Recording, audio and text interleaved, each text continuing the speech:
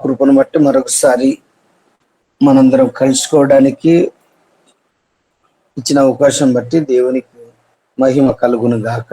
మరి నాతోటి జత పని వారందరికీ హృదయపూర్వకమైన వందనాలు. మరి నన్ను ప్రత్యేకంగా గుర్తించి యేసు వైపు చూడు అనేటువంటి ఈ యొక్క సహవాసంలో చేర్చుకొని నాకు సమయం ఇచ్చినటువంటి దైవజనులకు వందనాలు చెల్లిస్తున్నాను.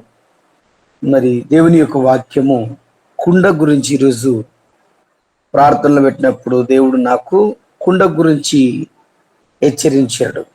2వ రాజుల గ్రంథము 4వ అధ్యాయము 38 నుంచి 41వ వచనం వరకు చదువుకుందాం.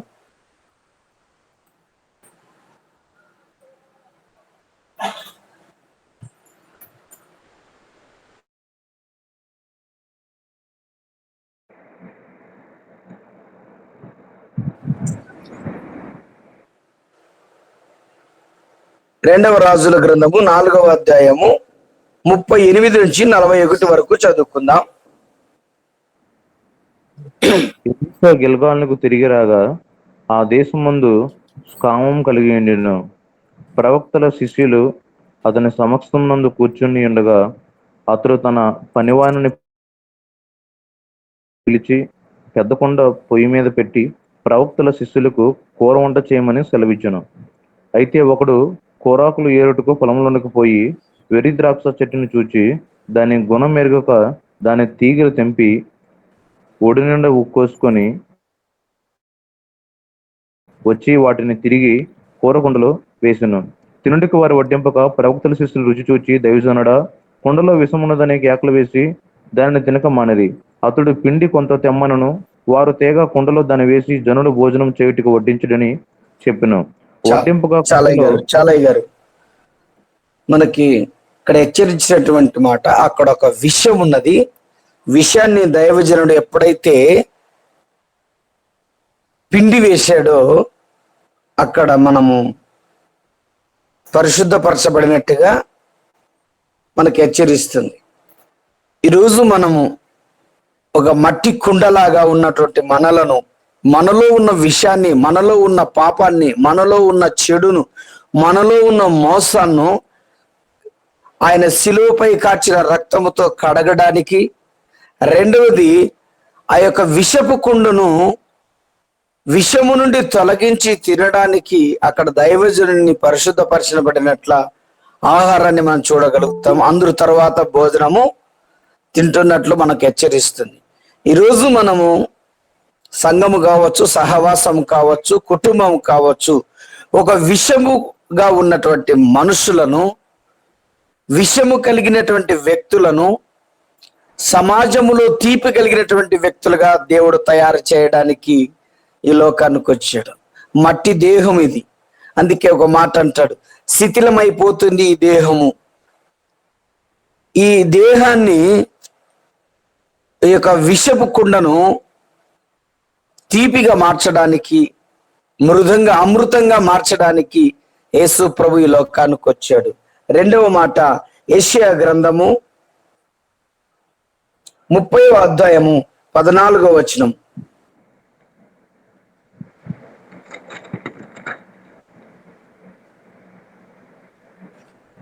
కుమ్మరి కుండ పగలగొట్టబడినట్లు ఆయన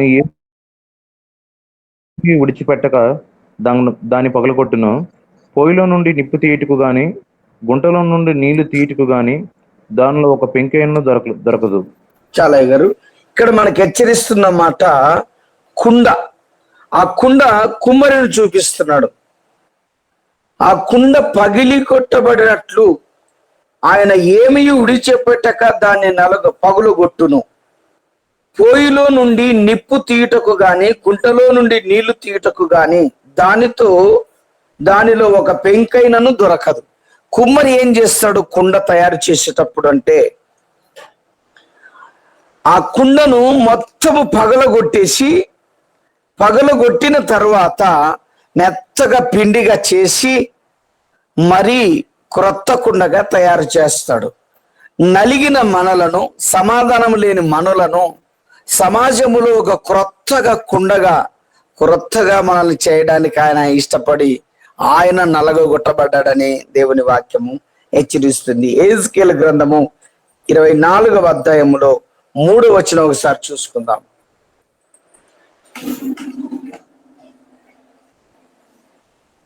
యెహెజ్కేలు గ్రంథము 24వ అధ్యాయము 3వ వచనం. మరియు తిరుగుబాటు చేయు ఈ జనును గూర్చి ఉపమాన రీతిగా ఇట్లు ప్రకటింపము. ప్రభువైన యెహోవా సెలవిచ్చినది ఏమనగా, కుండను తెచ్చి దానిలో నీళ్లు పోసి దానిని పొయ్యి మీద పెట్టము. అంటే కుండను తెచ్చి నీళ్లు పోసి పొయ్యి మీద పెట్టు అంటున్నాడు. అంటే నువ్వు వెళ్ళి ప్రార్థన చెయ్యి. నువ్వు ఒక మంట మండే వ్యక్తిగా ఉండాలి. ఎప్పుడైతే కుండలో నీళ్లు పోసి మనం మంట పెడతామో అప్పుడు నీళ్లు వేడైన ప్రకారము ఆ నీటిని ఎలాగ మనం శరీరానికి వేసుకుంటామో, ఆ కుండలో చేయబడిన ఆహారం ఎలాగ మనం తినగలుగుతున్నామో, పరిశుద్ధాత్మ అగ్నిలాగా మనం ఉంటే, దేవుని దగ్గరకు వస్తే దేవుడు మనల్ని మండించి సమాజములో సాతానులపై విజయం ఇస్తాడని కూడా దేవుని వాక్యము హెచ్చరిస్తుంది. 6వ వచనం ఒక్కసారి చదవండి బ్రదర్. యెహెజ్కేలు గ్రంథం 24:6. కాబట్టి ప్రభువైన యెహోవా సెలవిచ్చినది ఏమనగా, నరహంతకులు ఉన్న పట్టణమునకు శ్రమ, మడ్డిగలకుండా మానకుండా మడ్డి కలిగి ఎండుకుండా నీకు శ్రమ, చీటి దాని వంతున పడలేదు, వండిన దానిని ముక్క వెంబడి ముక్కగా దానిలో నుండి తీసుకుని రమ్ము. ఎప్పుడైతే ఈ కుండ నీళ్ళ మీదకి వెళ్ళిందో, నీళ్లతో ఈ యొక్క ఆహారం సిద్ధపాటు చేయడానికి పొయ్యి మీదకి వెళ్ళిందో, ఆ కుండలో ఉన్న ఆహారము సమృద్ధిగా తినడానికి మనం ఇష్టపడతాం.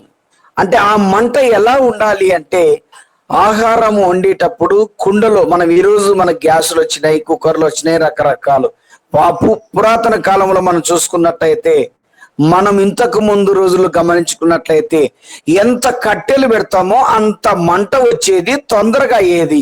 ఆ మంట సరిగా ఉడకకపోతే అన్నము 4 పక్కల ఒక పక్క అయ్యి ఒక పక్క కాకున్నప్పుడు మనం సమృద్ధిగా తినలేం.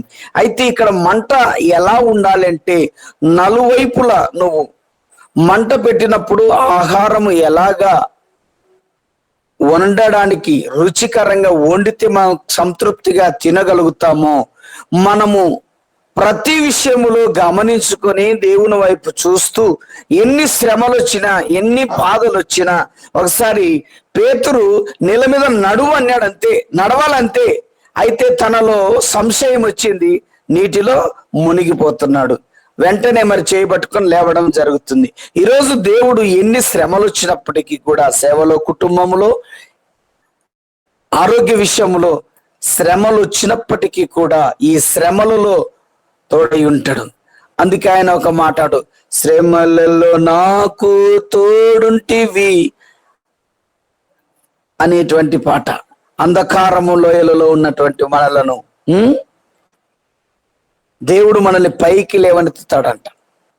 శ్రమల నుండి విడుదల కలిగించి సమాధానం ఇవ్వడానికి లోకానికి వచ్చాడు. కుండలో ఎప్పుడైతే నీళ్లు పోసి వంట వండారో, ఆ కుండలో ఆ వేడి ఆహారం బయటకు వచ్చిన తర్వాత తినుచున్నప్పుడు, ఏదైనా కావచ్చు, ఆ కుండలో వండినది బాగా ఉడికితే మనం సంతృప్తిగా తినగలుగుతాం. కుండలో సరిగా లేకపోతే తినలేం.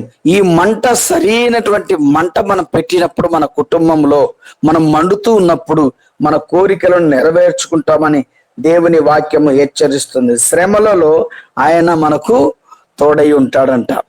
అందుకే గాలి సముద్రపు అలలతో నేను అనేటువంటి పాటను ఒకసారి మీరు తర్వాత గుర్తించుకున్నట్లయితే, ఆ పాటలో ఉన్న అర్థం, ఎన్ని బాధలు శ్రమలు వచ్చినప్పటికీ దేవుడు తోడై ఉంటాడని వాక్యం హెచ్చరిస్తూ, సమాధానం ఇవ్వడానికి మనం ప్రార్థన కలిగి ఉండాలని దేవుని వాక్యము హెచ్చరిస్తుంది. కీర్తనల గ్రంథము 2వ అధ్యాయము 9వ వచనం ఒకసారి చదువుకుందాం.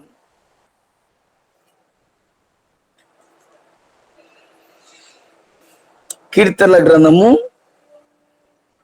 2వ అధ్యాయము 9వ వచనం. ఇనుపు దండముతో నీవు వారిని నెలకొట్టెదవు, కుండను పగలగొట్టినట్లు వారిని ముక్క చక్కలుగా పగలగొట్టెదవు. అదే ఈ మాటలో 8వ వచనం ఒక్కసారి చదువుకుందాం. నన్ను అడుగుము, జనములు నీకు శాస్త్రముగాను భూమిని దిగంతము వరకు సొత్తుగాను ఇచ్చిదను. అయితే నువ్వెప్పుడైతే నలగగొట్టబడతావో దేవుడు నీకు తోడయుండి, దేవుడు నిన్ను సమృద్ధిగా ఉండి సమాధానంతో ఉంచుతాడు. ఆయనని అడగాలి, ఆయన దగ్గరికి వెళ్ళాలి. స్వాస్థ్యముగాను భూమిని దిగంతముల వరకు సొత్తుగాను ఇచ్చేదను. మనకు దేవుడు మాత్రమే ఈ భూమి మీద ఆయన ఏమైనా ఇవ్వగలడు, మనుషులు ఎవ్వరు ఇవ్వలేరు. ఆయన సొత్తుగా మనం ఉంటే, మనము నలుగుతే కుండను పగలగొట్టినట్టు వారి ముక్కలు చెక్కలుగా పగలగొట్టుదురు. అయితే ఇనుప దండముతో నువ్వు వారిని నలగొట్టెదవు. మనలో ప్రార్థన ఎప్పుడైతే ఉంటుందో సమస్యలు, బాధలు, ఇబ్బందులు, ఇరుకులు ఇవన్నీ తొలగిపోయి సమాధానం ఇస్తాడు. ఒకసారి ఇశ్రాయేలు ప్రజలకు మోషే తీసుకొని వస్తున్నప్పుడు ఎర్ర సముద్రం ఎదురొచ్చింది, ఎరికో గోడలు ఎదురొచ్చినాయి. అయితే ప్రార్థన చేశాడు, దేవుడు ఆ యొక్క సముద్రాన్ని 2 పాయలుగా చేశాడు. అంటే మనకు లేఖనం హెచ్చరిస్తున్న ప్రకారం నిన్ను నన్ను తల్లి గర్భములో పుట్టక మునిపే ఎరిగి ఉన్నానంటున్న దేవుడు ఇశ్రాయేలు ప్రజలను తీసుకొని వస్తాడు నేను మోషే ద్వారా అని సముద్రములు అప్పటికే రోడ్డు వేసిండొచ్చని లేఖనం హెచ్చరించు. ఎందుకంటే నన్ను మనం ఈ లోకం రాకముందే, తల్లి గర్భం రాకముందే గుర్తెరిగినప్పుడు మనకి ఏ శ్రమలు వస్తాయో కూడా ఆయనకు తెలుసు. కాబట్టి ఆ శ్రమలు తొలగించడానికి ఆయన తోడై ఉన్నాడు దేవుడు. అందుకే స్వాస్థ్యముగా ఇస్తాడు. మనం ఎప్పుడైతే ప్రార్థన అనేటువంటి మంటతో కలిగి ఉంటామో ఆయన స్వహస్తాలతో మనల్ని చేశాడు కనుక ఆయన బిడ్డగా మనం జీవిస్తే ఒక విషముగా ఉన్న మనలను, నలిగిపోయిన మనలను, శ్రమలలో ఉన్న మనలను సమాధానమిచ్చి ఆయన సొత్తుగా, ఆయన స్వాస్థ్యముగా మనం అడుగుపెట్టిన స్థలము మనకు ఇస్తాడని దేవుని వాక్యం హెచ్చరిస్తుంది. అదే ప్రకారం మోషే తోడై ఉన్న ప్రకారం యెహోషువకు తోడై ఉన్న అంటున్నాడు. మోషే అడుగుపెట్టిన స్థలాన్ని ఎలాగ ఆశీర్వదించానో యెహోషువ అడుగుపెట్టిన స్థలాన్ని ఆశ్రయిస్తానంటున్నాడు. ఇశ్రాయేలు ప్రజలకు నేను ఒక ప్రత్యేకమైన వ్యక్తిగా నిన్ను ఎన్నుకుంటున్నాను యెహోషువ అంటున్నాడు. భయపడుతున్నాడు, భయము నుండి తొలగించి ఆయన వాడుకున్నట్లు మనము లేఖనం హెచ్చరిస్తుంది. ఇర్మియా గ్రంథము 1వ అధ్యాయము 13వ వచనం ఒకసారి చూసుకుందాం.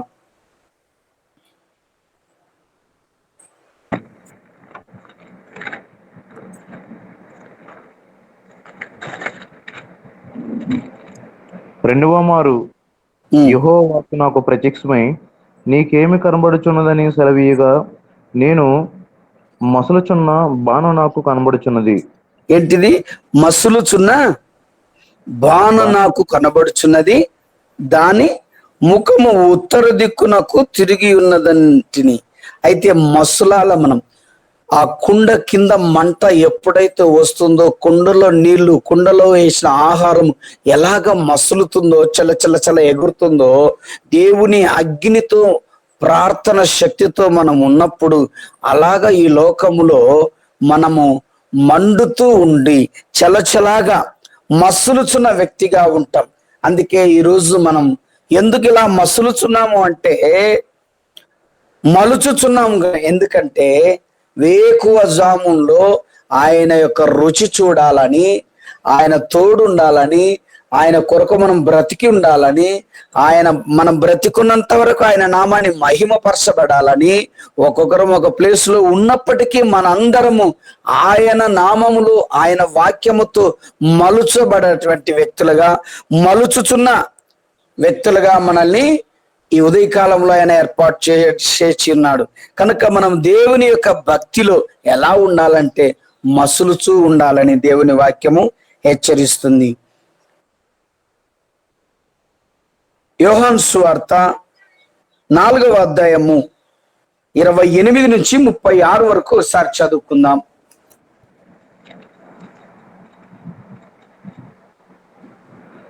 యోహాను సువార్త.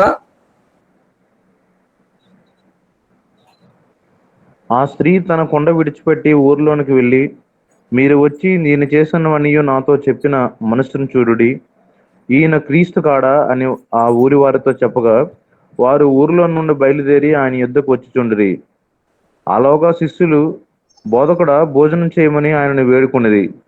అందుకు ఆయన, భుజించుటకు మీకు తెలియని ఆహారం నాకు ఉన్నదని వారితో చెప్పగా, శిష్యులు ఆయన భుజించుటకు ఎవడైనా ఏమైనానో తెచ్చునేమో అని ఒకరితో ఒకడు చెప్పుకున్నది.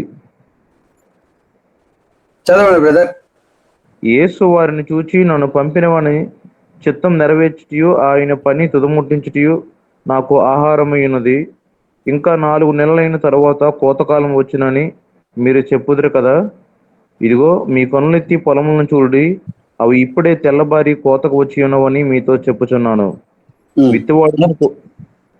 విత్తువాడును కోయువాడును కూడా సంతోషించున్నట్లు కోయువాడు జీతము పుచ్చుకొని నిత్య జీవమైన ఫలము సమకూర్చుకొనుచున్నాడు. ఇక్కడ విత్తువాడు, ఇక్కడ మనకి ఇక్కడ ముగ్గురు వ్యక్తులు కనపడుతున్నారు. ఒకరేమో స్త్రీ కుండను తీసుకెళ్లి వెళ్ళిపోయింది.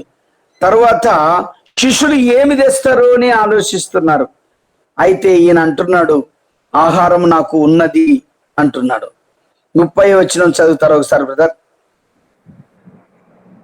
వారు ఊరిలో నుండి బయలుదేరి ఆయన వద్దకు, చదవండి ఒకసారి. వారు ఊరిలో నుండి బయలుదేరి ఆయన యొద్దకు వచ్చిచుండిరి. ఆలోగా శిష్యులు బోధకుడా భోజనం చేయమని ఆయనను వేడుకొనిరి. అందుకు ఆయన, భుజించుటకు మీకు తెలియని ఆహారం నాకు ఉన్నదని వారితో చెప్పగా, భుజించుటకు నాకు ఆహారం ఉన్నదని హెచ్చరిస్తున్నాడు. ఏమి ఆహారం అది? ఏంటిది ఆహారము అంటే, ఈ లోకములో నశించిపోయిన వారిని, వెలివేసిన వారిని, సమాధానం లేని వారిని, నెమ్మది లేని వారిని, ఈ లోకములో భూమి మీద బాధపడుతున్న వారిని మనం ఒక వాక్యం చూసుకున్నాం, అందరికి తెలుసు. నశించిన దాన్ని వెతికి రక్షించడానికి వచ్చాడని, అదే ఆహారం ఆయనకి. నశించిన దాన్ని వెతికి రక్షించడానికి వచ్చాడు. ఆ రక్షించడానికి వచ్చిన వ్యక్తి భూమి మీద ఆయన ఒక్కడే. సమాజంలో మనం చూస్తుంటే నశించిపోతుంటే దగ్గరికి రారు. ఫర్దర్ పోయిన ఇయర్లో మనం చూసుకున్నట్టయితే కరోనా వచ్చింది. ఒకరికి ఒకరు సహాయం చేయలేదు, ఒకరికొకరు అస్సలు దగ్గరికి రాకోకుండా దూరం, వాని దగ్గర పోతే మనకు రోగం వస్తుందేమని చూశాడు. అయితే నశించిన దానికోసం వచ్చాడు ఈయన. నశించిపోతున్న మన కొరకు ఆయన వచ్చాడు. ఆయన ఆహారము ఏంటిది అంటే సమాధానం ఇవ్వడానికి వచ్చాడు. మన ఆహారము, మనం దేవునిలో ఏమై ఉన్నాము అంటే, ఈ లోకములో ఆహారము ఏంటిది మనకంటే ఆత్మల భారం. ఆత్మల భారం కొరకే సంఘం కొరకు, కుటుంబం కొరకు మనం ప్రయాసపడుతున్నటువంటిది. అందుకే 33వ వచనం ఒకసారి చదవండి గారు. ఆయన భుజించుటకు ఎవడైనా ఏమైనా తెచ్చునేమో అని ఒకరితో ఒకడు చెప్పుకునేది. యేసు వారిని చూచి, నన్ను పంపిన వాని చిత్తం నెరవేర్చుటయు ఆయన పది తుదముట్టించుటయు నాకు ఆహారమై ఉన్నది. చాలా గారు అంటే ఇక్కడ శిష్యుల దగ్గర కొంత స్వార్థం కనపడుతుంది. అంటే మనకు తెలియకుండా ఏమన్నా తింటున్నాడేమో, మనకు తెలియకుండా అనేటువంటి స్వార్థం ఆలోచన వచ్చింది. అయితే మానవుని యొక్క స్వభావము ఎలాంటిది అంటే స్వార్థపూరితమైన ఆలోచనలు. ఈ స్వార్థం ఎక్కడి నుంచి ఆరంభమైందంటే, మనము దేవునికి విరోధంగా ఉండడానికి ఆదాము అవకాటించే సాతానుగాడు మనల్ని యాడ్ అయ్యాడు. ఈ సాతానుపై విజయం మనకు రావాలి అంటే మసలాలి. సాతానుపై మనకి విజయం వచ్చే బిడ్డలుగా మనం ఉండాలి అంటే మండుతూ ఉండాలి. సాతాను కూడా ఎన్నో పోయిన వారముల కిందట అయ్యగారు మంచి వాక్యం ఇచ్చారు. అప్పుడు ನಾನು చాలా వినలేనటువంటి మెసేజ్ చాలా రోజుల కింద విన్న విషయం నాకు చాలా ఆశ్చర్యమైంది. సాతానుగానికి అలసట లేదు అనేటువంటి మాట నన్ను బలపరిచింది. వానికి అలసట లేదు, ఎందుకంటే వాని పనేంటిది చెడగొట్టడానికే, వాని పనేంటిది చెడగొట్టడానికే, మోసం చేయడానికే, దారి తప్పించడానికే. అట్లా కాకుంటే అలసట లేనటువంటి సాతానుగాడు ఏం చేశాడంటే గెహాజీని కుష్ఠరోగానికి తీసుకొచ్చేసాడు. కారణం ఏంటంటే వానికి అలసట లేదు.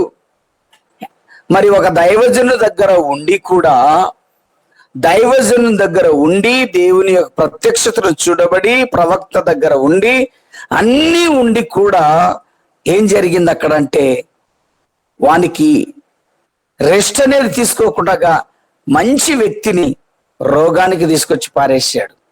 అదే ప్రకారము అనన్య సప్యరులు ఇద్దరు ప్రార్థన చేసుకొని బయలుదేరారు. ఆ సమయంలో పొలం అమ్ముకున్నారు, ఈడొచ్చి అబద్ధాలు ఆడారు. దేవుని సన్నిధిలో ఆశీర్వాదం వచ్చేటువంటి స్థానంలో వారి ప్రాణాలు పోగొట్టుకుంటున్నారు.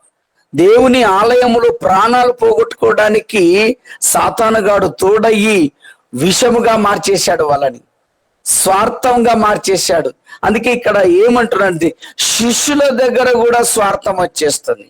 అదే శిష్యులు ఒకసారి హెచ్చరించినట్లయితే, అయ్యా నువ్వైతే దయ్యం ఎలగొట్టగలుగుతున్నావే, మీ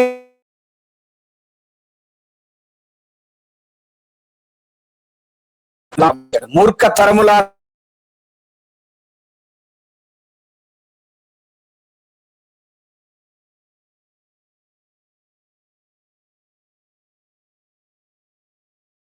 ఒక కుండ మసలడానికి, ఒక కుండలో ఆహారం సిద్ధపడడానికి మెయిన్ ఏంటంటే దానికి మంట కావాలా. ఆ మంట ఏంటిది అంటే ప్రార్థన మంట.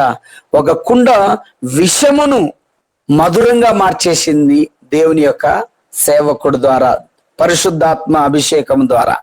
అయితే ఈరోజు నువ్వు నేను ఉన్నటువంటి విషపు కుండలుగా ఉన్న వాళ్ళను, విషముగా ఉన్న వాళ్ళను ప్రేమ చూపించడమే, వాళ్ళని దేవుళ్ళు నడిపించడమే. ఒకసారి యేసు ప్రభును చెవు నరికినప్పుడు వెంటనే పేతురు అక్కడ సందర్భం చేసినప్పుడు ఆ చెవు తీసుకొని చెవు కరిపించేశాడు. చెవు నరకడంలో వెంటనే ఆ యేసు ప్రభు ప్రేమను చూపాడు, విషం చూపేలేదు అక్కడ, పగను చూపేలేదు అక్కడ, ప్రేమను చూపాడు.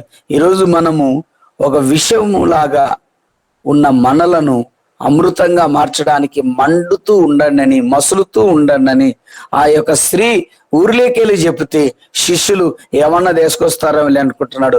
అయితే ఈయన మాట్లాడుతున్న మాట ఏంటిదంటే, నాకు ఆహారము, ఏ ఆహారం కోసం వచ్చినాననేది మనకి హెచ్చరిస్తున్నాడు. 35వ వచనం చదవండి గారు, 35, 36. ఇంకా 4 నెలలైన తర్వాత కోతకాలం వచ్చినని మీరు చెప్పెదరు కదా, ఇదిగో మీ కొనలెత్తి పొలమంచురుడి, అవి ఇప్పుడే తెల్లబారి కోతకు వచ్చి ఉన్నదని మీతో చెప్పుచున్నాను.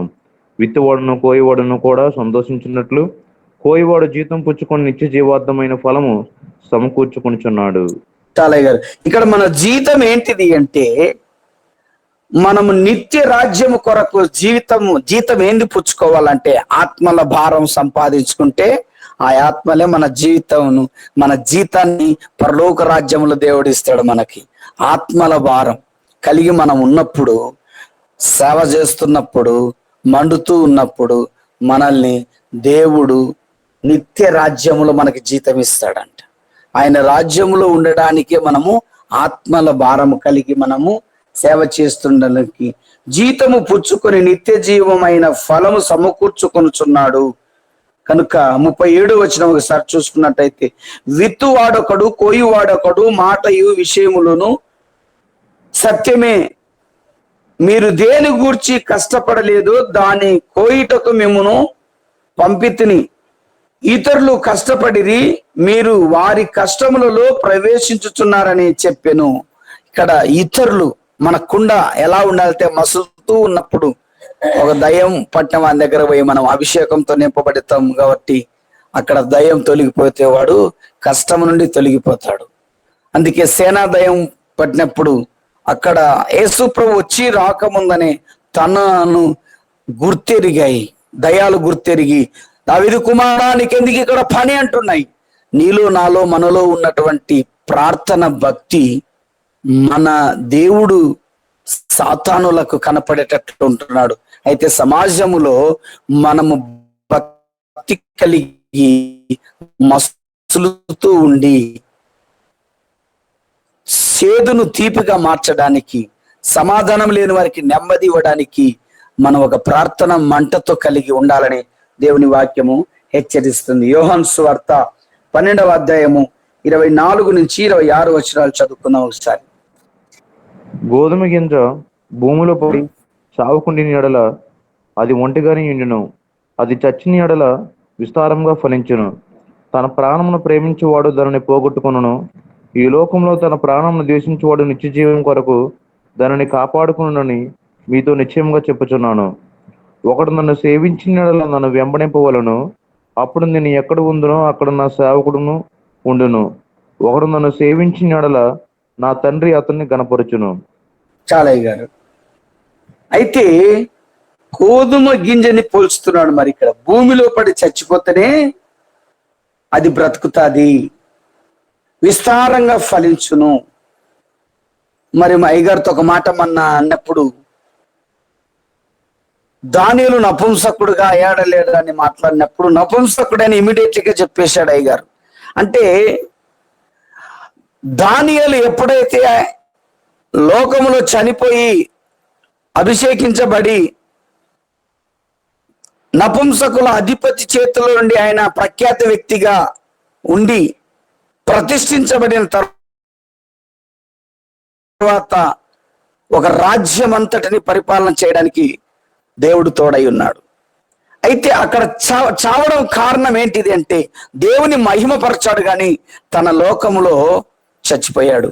ఈరోజు సేవకుడుగా ఉన్నటువంటి మనము లోకములో చనిపోతే మన సేవ, మన కుటుంబము, మన పరిస్థితులు అన్ని ఆయనే చూసుకుంటున్నాడు. మనది సేవ కాదు మనము అనడానికి, ఆయన పని మనుషులము గనక ఆయన పనిని మనల్ని వాడుకుంటాడు.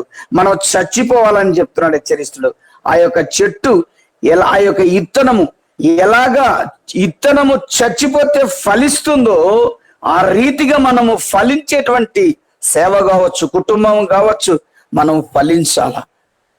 మన రీసెంట్ గా అయ్యగారితో ఒక మాట అన్నప్పుడు భక్త సింగ్ అయ్య గారు, ఏసన్న గారు కొంతమంది భక్తుల గురించి చెప్పినప్పుడు ఆ రోజు ఉన్నటువంటి సమయం 24 గంటలు, ఈ రోజు కూడా సమయం ఉంది. అయితే వాళ్లకు మనకు తేడా ఏముందంటే మనం మండటం లేదా మండుతున్నామా? వాళ్ళు మండారు, దేవుడు వాడుకున్నాడు, దేవుని నామాన్ని గణపరుచుకున్నాడు. అయితే ఈరోజు మన మంట ఎట్లా ఉంది? సోమరిలాగా ఉందా? కొంతమంది ప్రార్థనకు వస్తుంటారు, చూస్తుంటాం మనం. ఏం చేస్తుంటారు తెలుసా? మందిరంలో వాక్యం చెప్తుంటే నిద్రపోతారు. వాళ్ళు ఎప్పుడు మండుతారు? కొంతమంది ఉంటారు ప్రార్థనకు వచ్చి ఏదో రకం, కొంతమంది సేవ, వాళ్ళు ఎట్లా చేస్తున్నారు? అయితే సమస్తము కావాలనే ఆశ అవుతుంది, కానీ దేవుడు భక్తి మన ఎలా ఉంది? మనం చచ్చిపోయినప్పుడు సేవాభివృద్ధి అవుతుంది. ఒక ఇత్తనము చనిపోయినప్పుడు చెట్టు ఎలాగ ఫలిస్తుందో మనము అలాగే ఫలించగలుగుతాం. దేవునితో ఉన్న సంబంధం ఆ రోజుల వల్ల చేశారు. ఆ రోజు యేసు ప్రభు వారికి తోడున్నాడు, ఈరోజు మనకు కూడా తోడున్నారు. అయితే మనం మండితే ఆయన నామాన్ని గణపరుచుకుంటాడు, మండకపోతే గణపరుచుకోడు. చచ్చిపోతే చెట్టు ఫలిస్తుంది, ఎదుగుతుంది. మనం చనిపోకపోతే విషముగా ఇంకా ఉంటే మనం అభివృద్ధి కాలేము. విషము నుండి తొలగిపోయేటువంటి బిడ్డగా ఉండాలి. కనుక 24వ వచనంలో హెచ్చరిస్తున్న మాట, గోధుమ గింజ భూమిలో పడి చావకుండిన ఎడల అది ఒంటిగానే ఉండును, అది చచ్చిన ఎడల విస్తారముగా ఫలించును. తన ప్రాణమును ప్రేమించువాడు దానిని పోగొట్టుకొనును. మన ప్రాణము అది ఇది అని ఆశించిన విషయంలో మనం ఏమవుతుందంటే, అయితే సౌలు ఒక మాట అంటున్నాడు, బ్రతుకుట నీ కొరకు, చావైతే లాభము. ఈరోజు సస్తామని భయపడి, కొడతాడని భయపడి, తిడతారని భయపడి, లోకానికి భయపడి మనము దేవుని నామాన్ని కనపరచకపోతే, లోకములో ఉన్నవాడి కంటే నీలో ఉన్నవాడు గొప్పవాడు. ఆ గొప్పవాడు మండుతూ ఉన్నప్పుడు ఎక్కడైనా ఏ ప్లేస్లోనైనా నువ్వు స్వార్థ, ఎక్కడైనా నీ సేవ, ఎక్కడైనా నిన్ని ఆయన కనపరుచుకుంటాడని దేవుని వాక్యము హెచ్చరిస్తున్నాడు. ప్రాణం ఉన్నంత వరకు. అందుకే మనం ఒక పాట పాడుతుంటాం, ప్రేమించేదా యేసు రాజా ప్రేమించేదా, నా ప్రాణం ఉన్నంత వరకు, ఈ మట్టిలో కలిసేంత వరకు ప్రేమించేదా, ప్రార్థించేదా. అయితే పాట పాడినంత ఈజీగా పాటను పాడగలుగుతున్నాం, కానీ మనం ఎలా సేవ చేస్తున్నాం, ఎలా బ్రతుకుతున్నాం, ఎలాగా ఆయన నామాన్ని గమనిస్తున్నాం. నీ మట్టిలో చేరేంత వరకు అని అంటున్నాం, కానీ మట్టిలో చేరక ముందు నీ పరిచర్య ఎలా ఉంది? నీ పరిచర్య ఎలా ఉంది అనేది ఒకసారి మనం ఆలోచించుకోవాలని దేవుని వాక్యము హెచ్చరిస్తుంది. 25 వచనం చివరణంలో, ఈ లోకములో తన ప్రాణమును ద్వేషించువాడు నిత్య జీవము కొరకు దాన్ని కాపాడుకొనునని మీతో నిశ్చయముగా చెప్పుచున్నాం. మోషే గారు చెప్పాడు, మహా 60 సంవత్సరాలు, మహా అంటే 70 సంవత్సరాలు, అంతకంటే ఎక్కువ కాదు. అయితే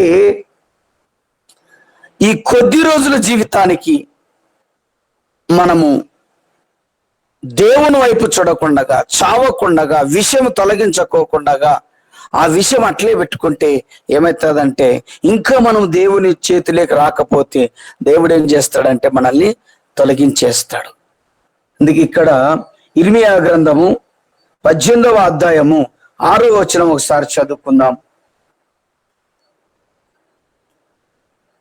అయ్యగారు చదవండి. అయ్యగారు.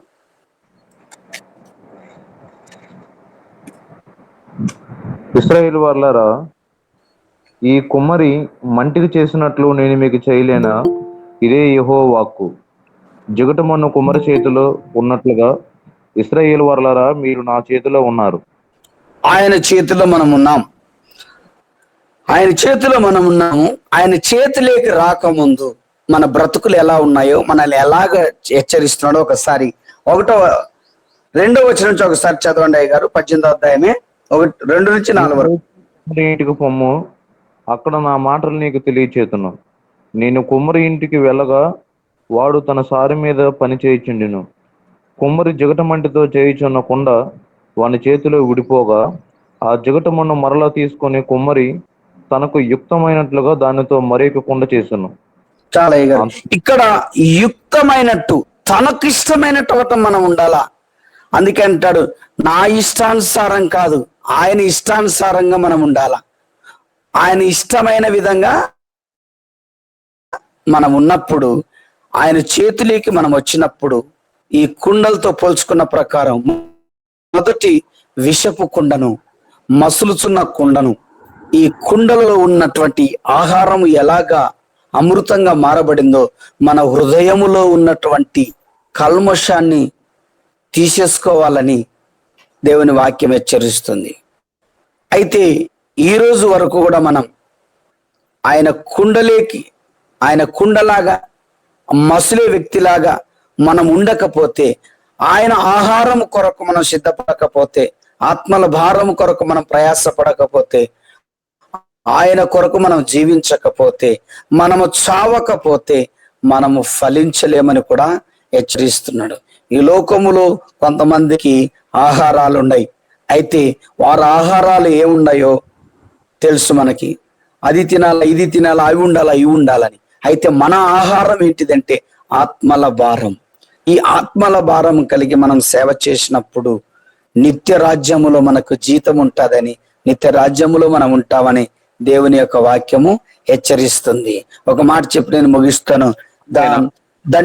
అయ్యారు సమయం అయిపోయిందండి, 6:15 అయింది. ఓకే అయ్యారు, ఓకే సమయం అయిపోయింది. ఓకే, హిందీ వాళ్ళు వచ్చేస్తున్నారు. మంచిదండి. కుండ తీసుకోవాలి, నీళ్లు పోయాలి, పొయ్యి మీద పెట్టాలి, మంట పెట్టాలి. అయినను అందులో విషం ఉంటే దైవజనుడు రావాలి, వాక్యాలి, అభిషేకము గల దైవజనులు, వారి పరిచర్య. ఆ కుండ తనంతట తానే శుద్ధి చేయబడలేదు. ఎలీషా రావాలి, దైవజనుడు రావాలి, రెండంతల ఆత్మ గలవాడు రావాలి, వాక్యము వేయాలి, పిండి వేయాలి. అప్పుడు అది తినుటకు యోగ్యమైన వంట. ప్రియులారా, ఆత్మ అభిషేకము గల దేవుని సేవకుల సహవాసములో ఉండాలి. వారి ప్రవచనము వినాలి, వారి సందేశము వినాలి.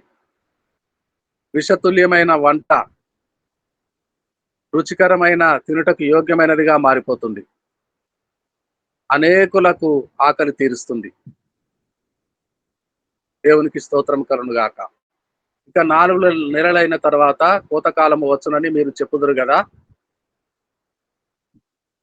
లోకమంతటికి 4 నెలల తర్వాత కోతకాలం. యేసుతో ఉన్న సేవకులకు, యేసుతో ఉన్న బిడ్డలకు వెనువెంటనే కోతకాలం. ఉదయము విత్తుటకు బయలుదేరి వచ్చేటప్పుడు పంట కోసుకొని రావచ్చు. గోధుమ చేను, యేసు ప్రభుల వారు, యూదులందరూ వారి భోజనము గోధుమ రొట్టె. గోధుమ చేను 9 నెలల పంట.